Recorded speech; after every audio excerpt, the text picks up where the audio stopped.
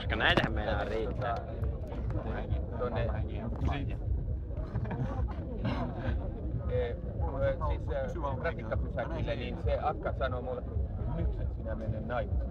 Et siis tästä aiheesta mä hirveän mielelläni keskustelisin. Et siis ensistään tämä avioliittoinstituutio tällaisenaan Ruotsissa on ollut 1745 ja 1785 se tuli sitten pakolliseksi 45 suositeltavaksi.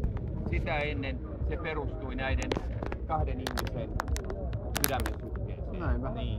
Joo, joka on se kaikkein olennaisin asia tässä, eikö totta? Niin. Mutta että varsinkin naiset sitten ovat, Eevakin oli vähän tällainen, että näitä välillä hermostutti se, että oli tämmöinen susipari.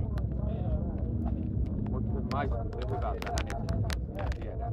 Sä mä kysyä, että onko sulla Eevan kanssa lapsia ollut? Ei ole lapsia. Joo, ei ole lapsia. Me niistähän olisi voinut tulla älykkäitäkin, mutta niistä olisi voinut tulla tietysti vaikka apukoulutasoisia, että se on nyt näin. Joo. Joo, mutta aikanaan pillerit piti ja sitten eihän vanha akka, niin kuin hän sanoi itsestään, niin voi enää rakkaastua.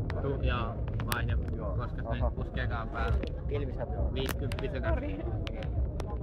Mutta että se on aina maukkaampaa, mitä vanhemmaksi tulee. Kyllä, ainakin miehelle. En osaa sanoa, mutta... No niin, mutta ette te nyt voisi osatakaan sanoa, mutta sanotaankin, että mitä vanhempi pukki, sen kovempi sarvi, että siis että se erektio kestää niin kuin pidempään kuin nuorina se on muutama yhdentäliike ja sitten heti kommenttia. Se lentää. You know. No, mutta arvaa. Tämäkin on varmasti tosi henkilö, niin kuin riippuu tosi paljon ihmisestä, että joillakinhan se kestää niin kuin muutama minuutin ja joillakin niin kuin saattaa esimerkiksi 20-25 minuuttia. Joillakin ei välttämättä ollenkaan se onnistu. Kontrolloida tätä laukeamista, niin silloin nainen ehtii saada monta orgasmia ja se on hänelle niin kuin sitäkin niin kuin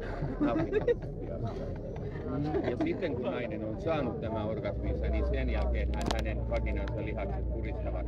Sehän on sitten taas miehelle mitä niin, totta. Se tilanne. Kato, saatiin kuuntelijoita. Ei siis jatka vaan näille sanoi. Oikein erinomainen asiantuntija näissä asioissa. Kyllä. Se on hyvä. Noin. No, ilo jatkaa. No niin, menestystä. Nyt ette enää kuule mitään perään.